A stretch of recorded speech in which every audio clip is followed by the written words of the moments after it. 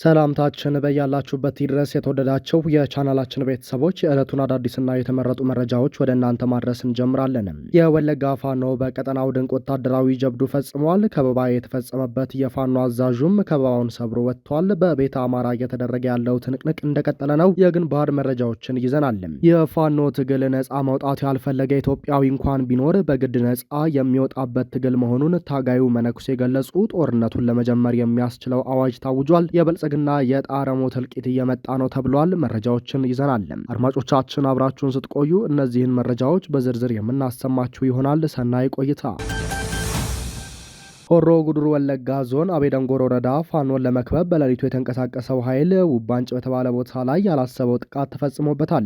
በዚህ የወለጋ ፋኖ ጥቃት 5 የብልጽግና ሰራዊት አባላት በሰላማዊ መንገድ እጅ ሲሰጡ 25 በላይ አስክሬን ማህበረሰቡ እየቀበረ ነው። የተረፈው ፈራርሶ ጫካ ለጫካ እየሸሸ ይገኛል። በፋኖ አደም ተፈራ የተመራው ይህ ልዩ የመከላከልና የመልሶ ማጥቃት ከባድ ጦርነት አስደናቂ ድልን አስመዝግቧል። የወንዶቹ ቁና ፋኖ አደም ተፈራን ለመክበብ በሌሊቱ የተንቀሳቀሰው የአገዛዙ ጥምር ጦር እንደወጣ ቀርቷል። ፋኖ አደም ተፈራ የአማራ ፋኖ በወለጋ ወታደራዊ አዛዥ ተደጋጋሚ አገዛዙ የሰነዘረበትን ጥቃት በመልሶ ማጥቃት አፈር እያስጋጠው ይገኛል። ትናንትና ከሻምቡ በመነሳት ፋኖን ለማጥፋት ወደ አቤ ደንጎሮ ወረዳ የገባው መከላከያና ገዳ ኮማንዶ አንድ ቀን በሰላም ሳያድር በወጣበት ቀርቷል።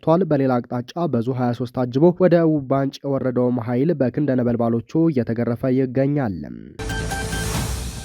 ምኒልክ እዝ ልዩ ዘመቻ በሰማዕቱ አርበኛ ፍሬው አለና በሰየመችው ተጋድሎ መቅደላ ወረዳ ጠላት ላይ የአርፒጂ ጥቃት በመፈጸም ታላቅ ድል አስመዝግቧል። ምኒልክ እዝ ልዩ ዘመቻ መቅደላ ወረዳ በደብረ ዘይትና ማሻ ከተማ መካከል ልዩ ስሙ አደጉያ የምትባል ቦታ ላይ ደፈጣ በመጣል የከባድ መሳሪያን ጨምሮ አንድ ኦራል ሙሉ ተተኳሽ የጫነ ኦራልና አጅቦ የሚንቀሳቀስ አንድ ኦራል ሰራዊት ላይ በአርፒጂ ጥቃት በመፈጸምና ሙሉ ለሙሉ በማውደም ታላቅ ጀብድ ፈጽመው ታላቅ ድል ተጎናጽፈዋል። ልዩ ዘመቻዋ በሰማዕቱ አርበኛ ፍሬው አለና የመቸው የተሳካ ኦፕሬሽን የጠላትን እንቅስቃሴ በሚገባ በማጥናትና ወደሚፈልጉት መግደያ ወረዳ በማስገባት የሜካናይዝድ ጨምሮ አንድ ኦራል ተተኳሽና አንድ ኦራል ሰራዊት በላውንቸር ያወደሙና የደመሰሱ ሲሆን ወደ አካባቢው ለመግባትም በበርካታ ሰራዊት ታጅቦ ሲጓዝ የነበረው ጀነራል ዘውዱ ሰጣርጌ እግሬ አውጪኝ ብሎ ወደ መጣበት ተመልሷል።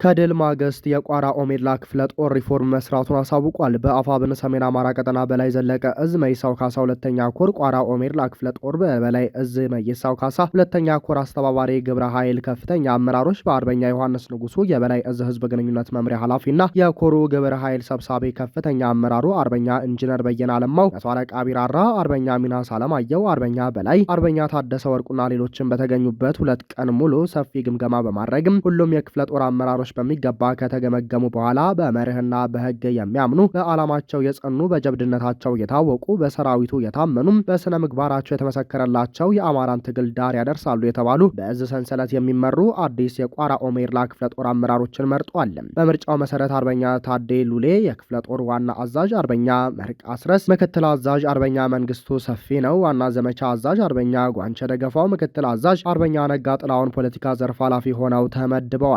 በሌሎች የአማራ ቦታዎችም ስምሪት ተሰጥቷል።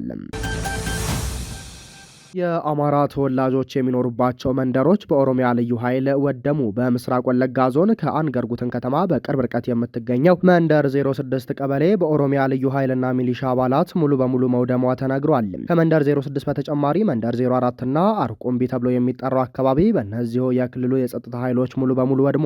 መንደር 06 ማለት የምስራቅ ወለጋ ዞን መቀመጫ ከሆነችው ከነቀምቴ ከተማ በግምት 60 ኪሎ ሜትር ርቀት እንዲሁም ከአንገርጉትን ከተማ ደግሞ በ7 ኪሎ ሜትር ርቀት ላይ የምትገኝ ቀበሌ ስትሆን ከ1500 አባወራ በላይ ይኖርባት እንደነበር ነው ለማረጋገጥ የተቻለው። የልዩ ኃይልና የሚሊሻ አባላቱ በያዝነው የካቲት ወር አጋማሽ ጀምሮ በአካባቢው በሞርተርና በዙ 23 አግዘው ድብደባ የፈጸሙ ሲሆን ማህበረሰቡ ህይወቱን ለማትረፍ ቤት ንብረቱን ጥሎ ወደ አንገርጉትን ከተማና አጎራባች አካባቢዎች ሸሽቷል። የገደሉትን ገድለው ቀሪውን ህዝብ ያፈናቀሉት የክልሉ የጸጥታ ኃይሎች መንደሩን ቤት ለቤት እየዞሩ በእሳት እንዳወደሙት ታውቋል። ከልዩ ኃይሉና ከሚሊሻ አባላቱ ጋር ሀብት ንብረት እየዘረፈ በተሽከርካሪ የሚጭን ዘራፊ ግብረ ኃይል አብሮ መኖሩን የገለጹት ከመንደር 06 ተፈናቅለው በአጎራባች አካባቢ ተጠልለው የሚገኙ ተጎጂዎችም በዚህም በርካታ የቀንድ ከብቶችና የተከዘነ እህል ዘርፈው ወደ ነቀምት ወስደውብናል ብለዋል። ዘራፊው ግብረ ኃይል በሚኒሻውና በልዩ ኃይሉ የሚሰጠውን ሽፋን ተጠቅሞ የቻለውን ሀብት ንብረት በበርካታ ተሽከርካሪ ጭኖ የወሰደ ሲሆን ያልቻለውን ደግሞ በእሳት አቃጥሎ አውድሞታል። በመንደሪቷ የሚገኝ መኖሪያ ቤት ሁሉ ሙሉ በሙሉ መውደሙንም ተጎጂዎች አክለው ገልጸዋል። የፋኖ ትግል ነጻ መውጣት ያልፈለገ ኢትዮጵያዊ እንኳን ቢኖር በግድ ነጻ የሚወጣበት ትግል መሆኑን ታጋዩ መነኩሴ ገለጹ። ታጋዩ ቆሞስ አባ ጳውሊ ትጥቁን አስመልክተው በሰጡት ሀሳብ ትግሉ በሰው ዘንድ ሲታሰብ ትግሉን ለሚደግፉና በትግሉ ውስጥ ካሉ አካላት ብቻ የሚደረግ ሊመስል ይችላል። ዓላማ ያለው እውነተኛ ትግል ራዕይና ተልእኮ ያለው በጽናት ተመስርቶ በጽናት ለድል የሚበቃ ሲሆን ብዙ ተግዳሮቶችን ሊያልፍ ግድ ይለዋል። ስንታገል ለእኛ ብቻ አይደለም። ትግል በቀል አይደለም። ትግል ለሰው ልጅ የሚደረግ የእውነትና የነጻነት ፋና ነው። አሁን በምናደርገው ትግል በሀሳብ ደረጃ የኢትዮጵያ ሕዝብ ከሶስት እንደተከፈለ የምናውቀው ጉዳይ ነው ብለዋል። የመጀመሪያው ክፍል የትግላችንን ዓላማ በመረዳት ከእኛ ጎን ቆሞ በግንባር ይህንን አምባገነን መንግስት የሚያደርሰውን የዘር ማጥፋት ፍጅት የሚመክት ወይንም በሀሳብ በሚዲያ በፕሮፓጋንዳና ድምጽ በመሆን በገንዘብና በልዩ ልዩ የሎጂስቲክ አቅርቦት ላይ የሚሳተፍ እውነተኛና ሰብአዊነት የሚሰማው ሲሆን ሁለተኛው ክፍል ደግሞ ከመንግስት ጋር ሆኖ ራሱንና ሕዝቡን የሚበድል ነው። በዚህ ክፍል ያሉ ሰዎች ከመንግስት ጎን የሚቆሙበት ምክንያት ከጊዜያዊ ጥቅምና ስልጣን በዘለለ ምንም አርቀው ማሰብ የማይችሉ ስግብግቦችና ሆዳደሮች ናቸው። እነዚህ ለሆዳቸው ያደሩ የህብረተሰብ ክፍሎች ለስልጣንና ለገንዘብ ያደሩ ስለሆነ የእኛ ዓላማ በፍጹም ሊገባቸው አይችልም። በትግሉ ውስጥም ያለነው አካላት ከመዋጋት ጀምሮ ስም በመስጠት በመሳደብ የሃይማኖትና የብሔር ካርድ በመምዘዝ ድብብቆሽ በመጫወት በሌሎችና ልዩ ልዩ ሴራዎች የሚሳተፉ ናቸው። እነዚህ አካላት ሀገር ብትፈርስና የህዝብ መከራ ቢበረታ ምንም የማይመስላቸው እንስሳዊ ጸባይ የተጠናወታቸው ናቸው። ሶስተኛው የማህበረሰብ ክፍል ደግሞ ምን አገባኝ የሚል ነው። እነዚህ የህብረተሰብ ክፍሎች በፍርሃትና በሌሎች ልዩ ልዩ ተጽዕኖዎች መንግስትንም እኛንም መደገፍ አይፈልጉም። ባለሀብቶች ከህዝብ ያግበሰበሱት እንዳይጎድልባቸው፣ የመንግስት ሰራተኞችም ደሞዛቸው እንዳይነካ፣ ከስራ እንዳይባረሩ በመፍራት እኛ ምን አገባን የሚሉ ናቸው። ግን የሚገርመው ነገር እጃቸውን አጣጥፎ ቢቀመጡም እኛ በትግሉ ውስጥ ያለን ትግሉን አፍጥነን ነጻ እንድናወጣቸው ይፈልጋሉ። ይህም የትግሉ ዓላማ ገብቷቸው ሳይሆን የአገሪቱ ወቅታዊ ሁኔታና የኑሮ ውድነት ጣራ መንካቱ ስለሚያስጨንቃቸው ብቻ ነው ብለዋል። በመቀጠልም ኢትዮጵያውያን በእኛ በትግል ውስጥ ባለን አካላት ዘንድ ስለ ነጻነት ስናስብ ሁሉንም ያማከለ እንደሆነ ልትረዱልን ግድ ይላል። እኛ የምንታገለው የሚታገሉንም በትግሉ ውስጥ ያለነው ራሳችንና ምን አገባን ብለው የንቀላፉትንም ሁሉ ማህበረሰብ ነጻ ለማውጣት ነው። ሳትወዱ በግድ ነጻ ትወጣላችሁ ብለዋል። ኢትዮጵያ ማለት እናንተ ስለሆናችሁ ሁሉንም ማህበረሰብ ነጻ እናወጣለን። ውድ ኢትዮጵያውያን ሆይ ከእውነትና ከፍትህ ጎን የምንቆምበት ጊዜው አሁን ነው። ነገ በጣም ትቆጫላችሁ። በትግሉ ውስጥ ያላችሁ በርቱ፣ ጠንክሩ። ከዚህ አምባገነን መንግስት ጋር ሆናችሁ ግፍ የምታደርጉትም እግዚአብሔር ማስተዋሉን ይስጣችሁ። እናንተ ልባችሁ ስለደነደነ ሰይፍ በየቤታችሁ በር እያንኳኳ ይመጣል። ያኔ ከአገዛዙ የሚጣልላቸው አጥንትም ሆነ ስልጣን አያድናቸውም። ለሰይፍ የምትሆኑት ለሰይፍ ትሆናላችሁ። እድል የቀናቸው ሳትወዱ በግድ ነጻ ትወጣላችሁ። በግድ ነው። ምንም የምትቀይሩት አንዳችም ነገር የለምና ምን አገባን ብላችሁ እጃችሁን አጣጥፋችሁ የተቀመጣችሁም ንቁ። ምናልባት ልባችሁ ስለደነደነና በፍርሃት ስለሆናችሁ ይሆናል። ሆኖም ግን ከዚህ አምባገነን መንግስት ጥፋት የምታመልጡበት እድል ስለማይኖራቸው 11ኛው ሰዓት ላይ ናችሁና ንቁ እላለሁ። ኢትዮጵያ እንዲህ በማዕበል እየተመታች የሚያንቀላፋ ሰው እንዴት ተቻለው? ወደድንም ጠላንም ይህ አምባገነን መንግስት አብቅቶለታል። ሳይመሽ ወደ ፍትህና ነጻነት ትግል በንቃተ ህሊናም በማንኛውም መንገድ ጉዞ ጀምሩ። ኢትዮጵያውያን እንዲህ አልነበርንምና እንንቃ። ሁሉም ሰው ሊያውቀው የሚገባው ነገር ይህ ትግል ለኢትዮጵያውያን ወሳኝ ነው። ኢትዮጵያውያን ከውድቀቷ ለማዳንና የቀድሞ ማንነቷን ለመመለስ የህዝብንም የመለያየት አጥር ለማፍረስ ጊዜው አሁን ነው። አንድ ሆነን ኢትዮጵያን እናድናት። ወደዳችሁም ጠላችሁም ነጻነቱ የማይቀር ነው፣ ድል አይቀርም ብለዋል። በዚህ ትግል ለህዝብም ለሃይማኖትም የማይሆነው አገዛዝ የሚታገሉ መነኮሳትና ሼዎችን ጨምሮ ሁሉም የሃይማኖት ተከታዮች በጦር ሜዳ ውስጥ እንዳሉ ይታወቃል።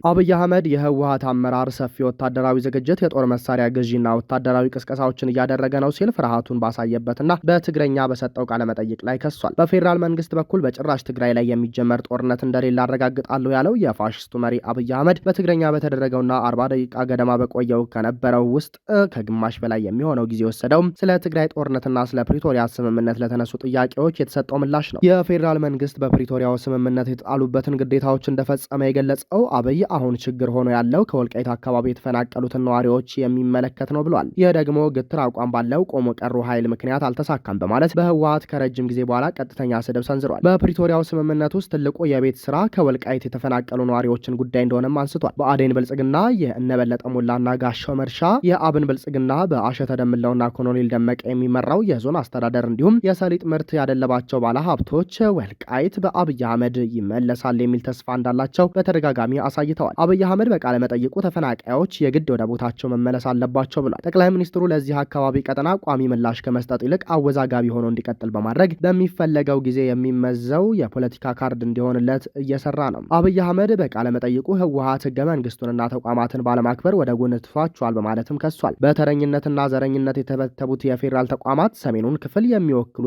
መልካ እንደሌላቸው ግን መሬት ላይ ያለ እውነት ነው። የብሔራዊ ምርጫ ቦርድ ህግ አልተቀበለም ሲል ህወሓትንም ከሷል። በፕሪቶሪያው ስምምነት መሰረት ህወሓት ከአሸባሪነት ተሰርዞ ወደ ቀድሞ ስያሜና ፓርቲነቱ እንደሚመለስ ቢደነግግም አብይ ይህንን ክዶ እንደገና ፓርቲ ሆኖ እንዲመሰረት በማዘዙ ምክንያት የተፈጠረ ልዩነት መሆኑ ግን ይታወቃል። የህወሓት አመራሮች ለጦርነት እየተዘጋጁ ነው ሲል ተችቷል። ህወሓትንም ቆሞ ቀር ቡድን በማለት በሰፊው ወታደራዊ ዝግጅት ላይ ይገኛል ብሏል። በግልጽ ጸረ ኢትዮጵያ ከሆኑ ኃይሎች ጋር ተሰልፏል ያለው ጠቅላይ ሚኒስትሩ ይህም ግርምትን ያጭሯል ብሏል። የፋሽስቱ አለቃ ከኤሚሬትስና ቱርክ እየተደረጎተ በዜጋው ላይ ድሮን ማዝነብን እንደ ሀገር ፍቅር ያየዋል ማለት ነው። በግልጽ ፍርሃት ውስጥ እንዳለ ባሳበቀበት ቃለ መጠይቅ በአንድ በኩል ህወሓት እየተጠናከረ እየታጠቀ መሳሪያ እየገዛ ከሌሎች ኃይሎች ጋር ጥምረት እየፈጠረ ነው ይላል። በሌላ በኩል ደግሞ በአባላቱ ላይና በህዝቡ ላይ የነበረው ተስፋ እየተዳከመ መጥቷል። የትግራይ ህዝብ በተለይ ወጣቱ ታጣቂዎችንም ጨምሮ እምቢ ለጦርነት ሲል እያየን ነው በማለት ተናግሯል። ሁለቱም ሀሳብ በአንድ ቃለ መጠይቅ ያውም በጠቅላይ ሚኒስትርነት ስም በተሰየመ ሰው የተገለጸ ነው። ከዜጎች ግብር እየሰበሰበ የሀገሪቱን ብሔራዊ ጥቅም እየሸጠ